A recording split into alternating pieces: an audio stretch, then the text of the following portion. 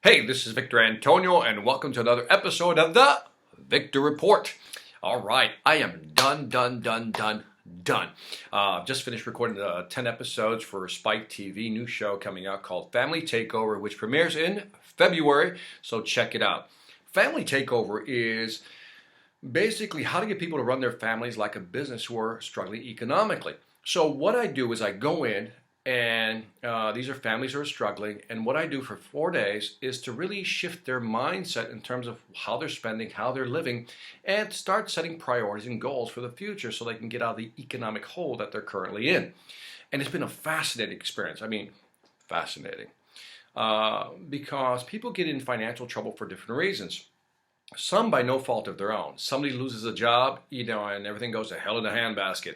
Some are just delusional. They just want to live up here when they should be living here. And so my job is to shift their mindset or get them back on track to financial stability.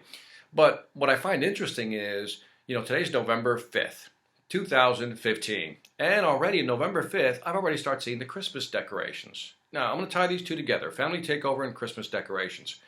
Because what's happening right now is that Christmas scenes, or at least the marketing for Christmas, seems to be coming earlier. I mean, I started seeing Christmas decorations around Halloween. Are we being manipulated or what? Yeah, they are. Marketing people know that the biggest seasons they typically have is around Christmas. So what they're doing is they're stretching it out further back into the year. And so this brings me to you. If you're one of these people that are in debt right now, don't spend. Don't overdo it. Again, I see what it does to families. Finances is one of the biggest reasons people get divorced. So, hold back this year if you don't have the money to spend. If you don't have the money to spend, don't do it. What typically happens is, we get all exuberant, right? The marketing people start manipulating us. We got Christmas lights everywhere. We go to the mall, discounts, 50% sale, this percent sales, whatever it is, 2 for 1, free shipping. And you start getting into the mode and you start buying stuff and you go into this, this drunken state of spending. And then, once you come out of this economic stupor in January, when the bills finally hit you, you're like, oh, I can't believe I spent this much. And so my note to you is that if you don't have the money, really measure what you want to spend this year. And if you simply don't have the money, don't spend it. The people that matter in your life don't care how much you spent on a gift for them. They really don't. So don't go out of your way to do something or do something you can't afford when you simply can't afford it. In terms of kids, look, we all want to give our kids, that one toy, that big thing. But if you can't afford it, you simply can't afford it.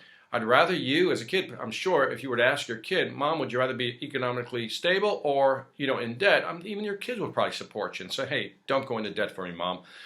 So I want to just emphasize that right now the marketing has begun, right?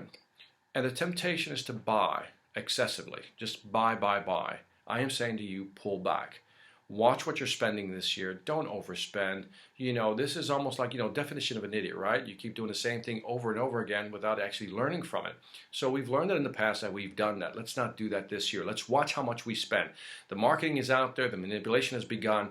The marketing people want your money. I can already feel their hands in my pocket, if you know what I mean. So what I want you to do is control your spending. Don't overspend this year. Be good. Don't do it.